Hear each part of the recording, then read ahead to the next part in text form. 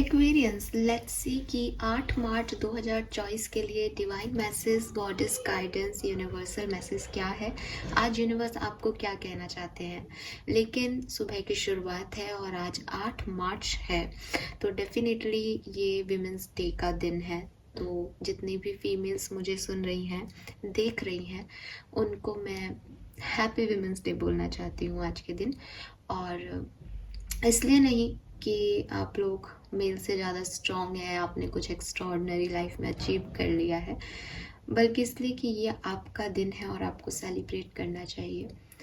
और उन मेल्स को जो अपनी ज़िंदगी की फ़ीमेल्स को रिस्पेक्ट दे रहे हैं, उन्हें आगे बढ़ाने में कहीं ना कहीं रोल प्ले कर रहे हैं, प्यार से, रिस्पेक्ट से उन्हें डील कर रहे हैं, उन सबको भी बहुत बहुत शुभकामनाएं।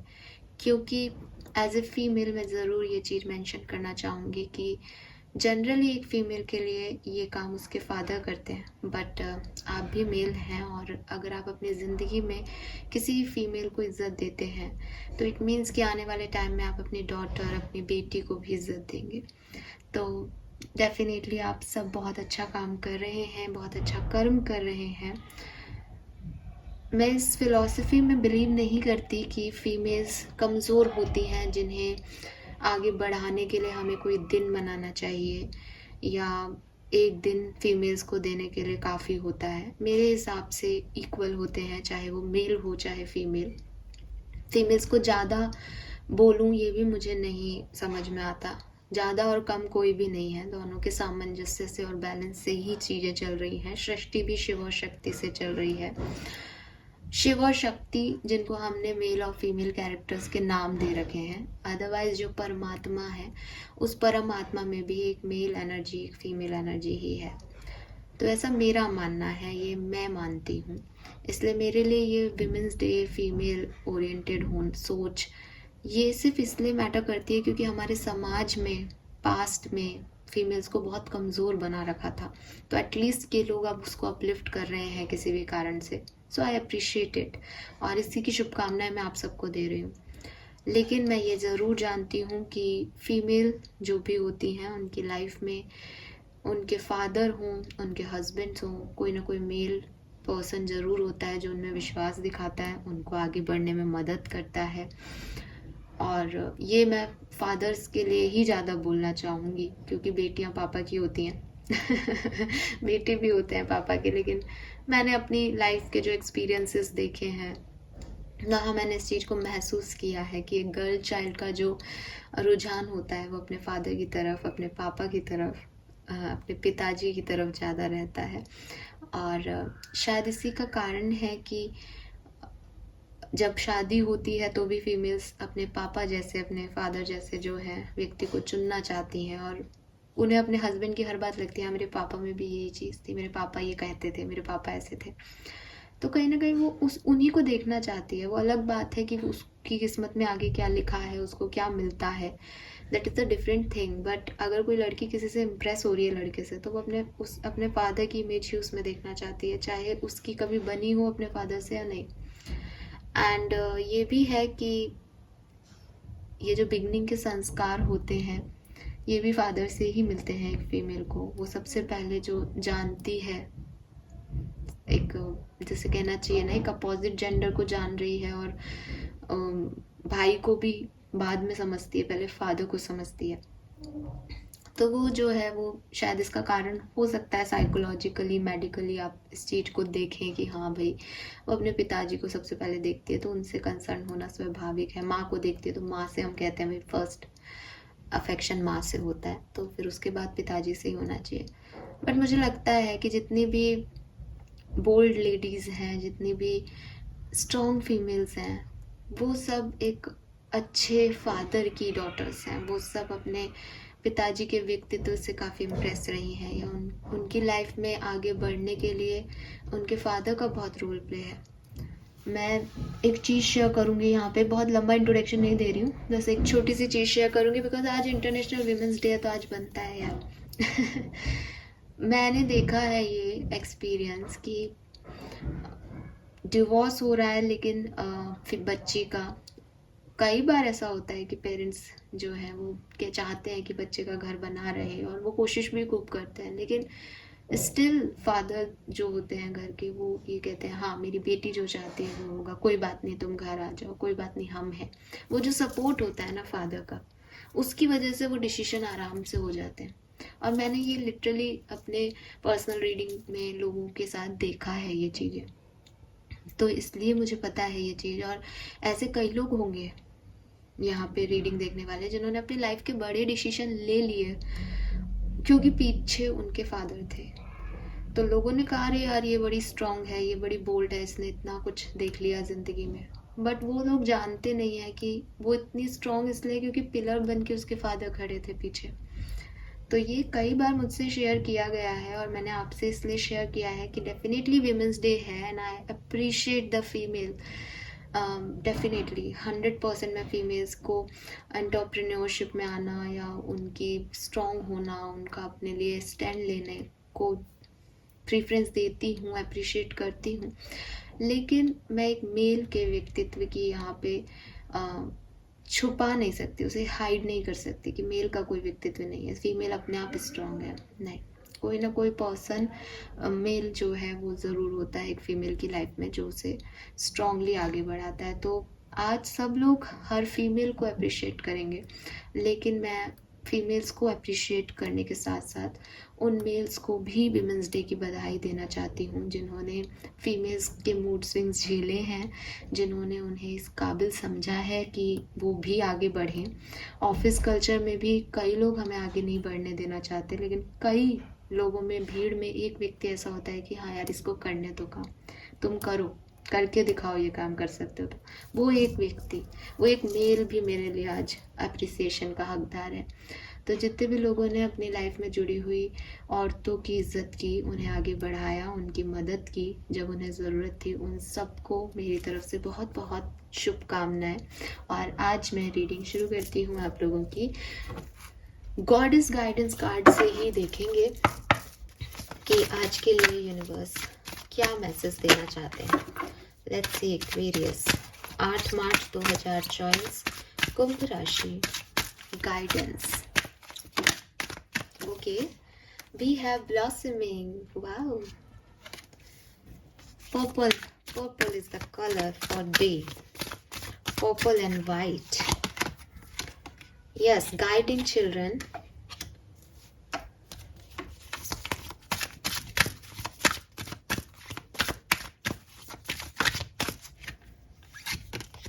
oh my god, we have Saraswati, the art, beautiful। जब विमेंस की बात होती है तो क्रिएटिविटी की बात होती है। मैन या मेल जो होते हैं, oh my god, we have compassion। Males जो होते हैं वो जनरली एक्शन ओरिएंटेड एनर्जी में रहते हैं, भागा दौड़ी वाली एनर्जी में रहते हैं, और जो फीमेल्स होती हैं वो क्रिएटिव एनर्जी में रहती हैं। इसका ये मतलब नहीं है कि यूट्यूबर कोई मेल नहीं होगा, फीमेल ही होंगी, नहीं, मैं ये नहीं कह रही। क्रिएटिव एनर्जी मतलब आप समझ रहे हो, पेंटिंग, म्यूजिक, डांसिंग, आजकल सब लोग सब कर रहे हैं। बिकॉज मैंने आपको पहले भी बताया कि हर एक बॉडी में मेल और फीमेल, परमात्मा ने ऐसे रचा है हम सबको कि आत्मा में दोनों, मेल और फीमेल दोनों एनर्जी दी है, जिसकी जो हार्मोनली, मेडिकली, साइंटिफिकली एक्सेस है वो हम उस रूप में बोलते हैं, उस रूप में काम करते हैं, वो रूप हमने ढाल लिया है अपना। लेकिन एनर्जी दोनों की बॉडी में दोनों है। और जहाँ पे जो मेडिकल लाइन में लोग होंगे वो एग्री करेंगे कि भाई हार्मोन्स भी, फीमेल बॉडी में भी टेस्टोस्टेरोन होता ही है। बेसिकली टेस्टोस्टेरोन ही आगे चल के एस्ट्रोजन में कन्वर्ट होता है, अगर आपको पता हो तो। सॉरी, मैं यहाँ साइंस की क्लासेस नहीं ले रही, but as a medical professionalist मैं आपसे ही शेयर कर रही हूँ। तो इसलिए हम सबकी बॉडी में सब कुछ है, चाहे वो साइंस कह दे, चाहे स्पिरिचुअलिटी कह दे, दोनों एनर्जी हम सब में है। लेकिन आज जो है वो, क्योंकि फीमेल्स का दिन है, सॉफ्ट हार्टेड लोगों का दिन है, तो सरस्वती के कार्ड को मैं इस तरह से आपको बता रही हूँ कि क्रिएटिव एनर्जी जो है वो फीमेल्स के लिए स्पेशली डिज़ाइन की हुई एक्टिविटी है। सो यहाँ पे फर्स्ट कार्ड जो है वो है release judgement about yourself and other and focus on the love and light that is within everyone. So आज के दिन आपको पॉजिटिव रहना है। एंड पॉजिटिव कैसे रहना है? कंपैशन के साथ। यू नो व्हाट, अभी मैंने 48 आवर्स की रीडिंग की थी और उसमें एंजल ऑफ लव की मेजर एनर्जी थी। आपने शायद देखी हो, नहीं देखी हो तो प्लीज़ देखिएगा, चैनल पे है अपलोडेड, कल अपलोड कर दी थी मैंने। तो बेसिकली वही एनर्जी आ गई एक्वेरियस आज, कि प्यार बांटो, लोगों को जज मत करो। किसी ने आपको कहा अरे ये तो ऐसा है, आपको क्या मतलब वो कैसा है, आपके लिए क्या वो वैसा है, क्या उसने आपके साथ कुछ बुरा किया है, नहीं, तो उसको कहो अच्छा होगा। और जो सामने वाला है उससे हंस के मिलो, प्यार से मिलो। पता है एक्वेरियस, ये बहुत फर्क करता है।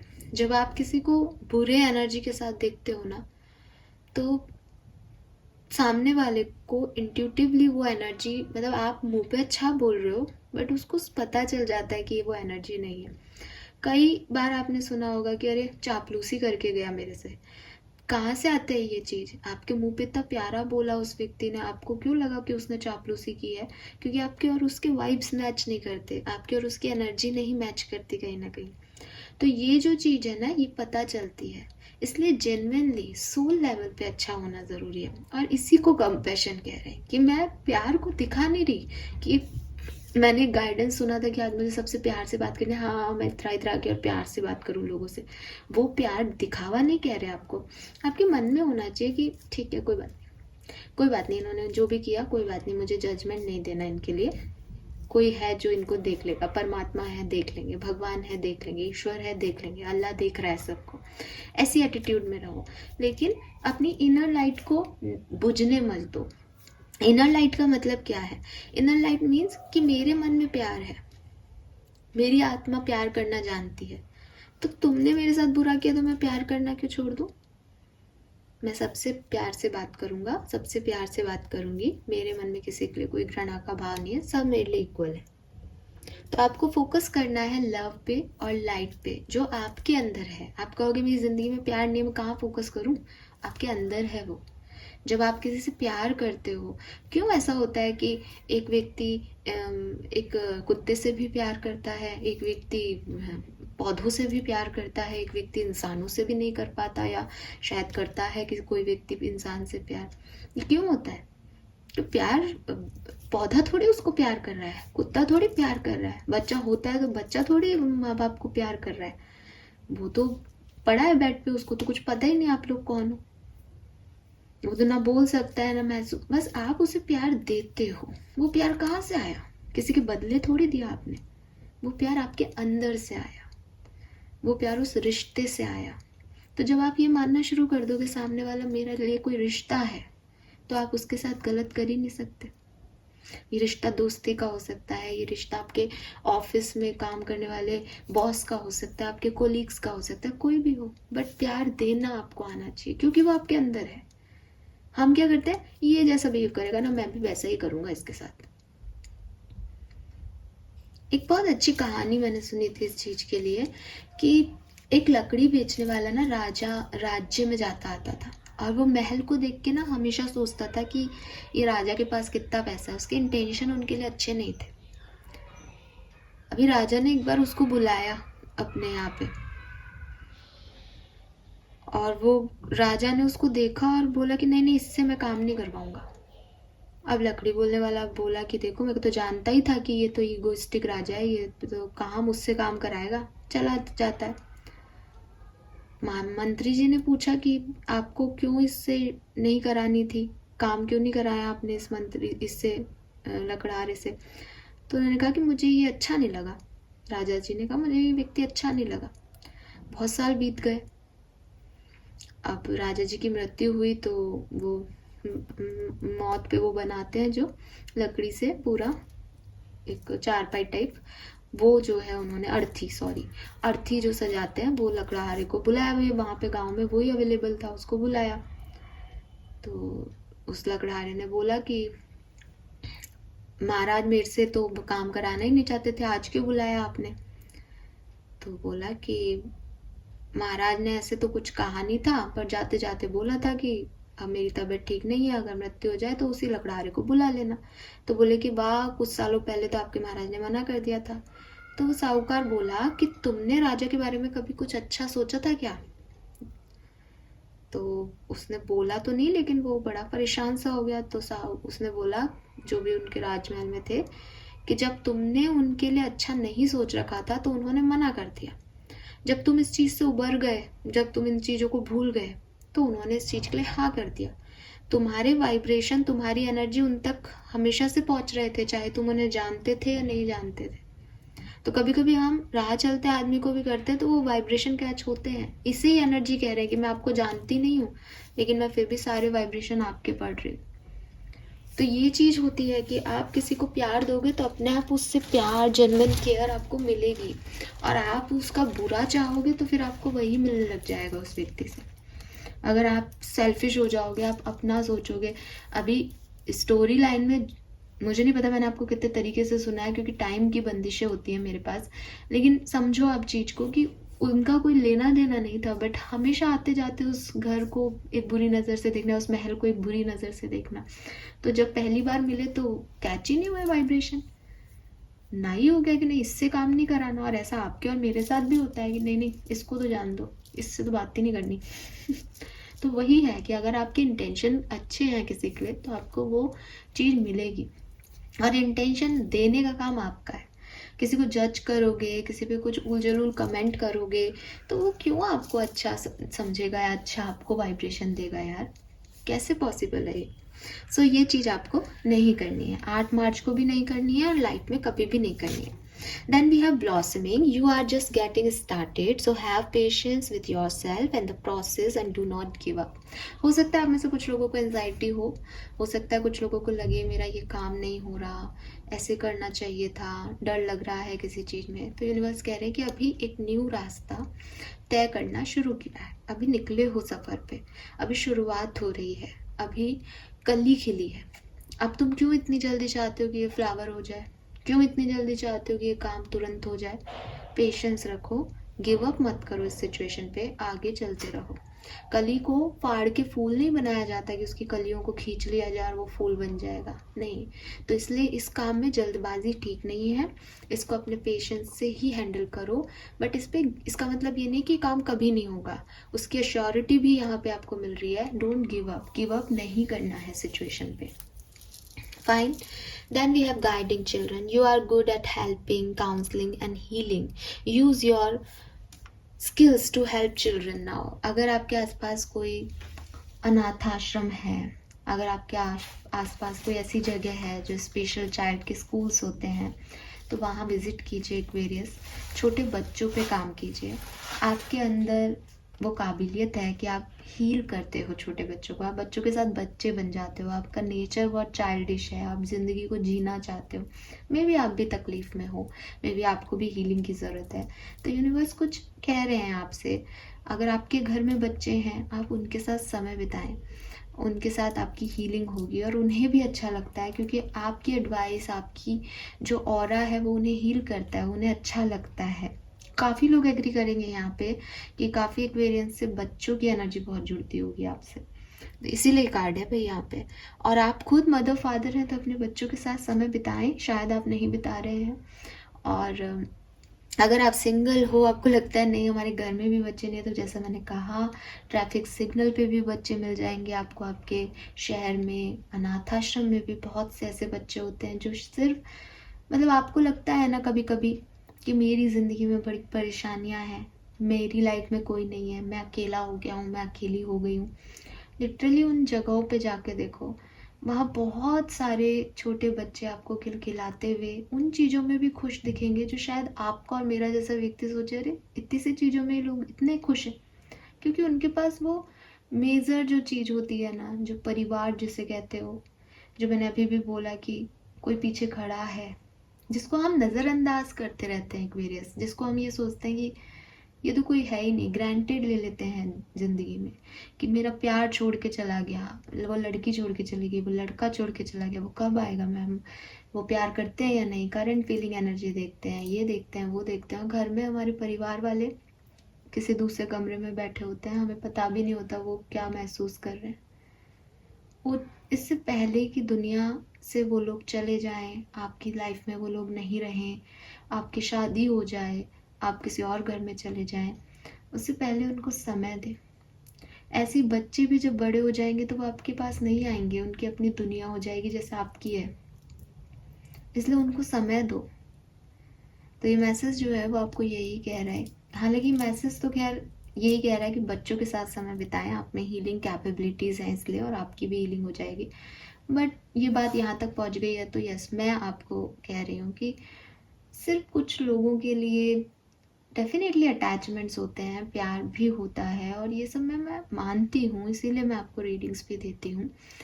लेकिन उसके पीछे वो रिश्ते नहीं खोए जाते जो आपके पास हैं, क्योंकि दुनिया में कई लोग ऐसे हैं जिनके पास वो रिश्ते नहीं हैं एक्वेरियस, तो उनकी वैल्यू भी करना सीखो।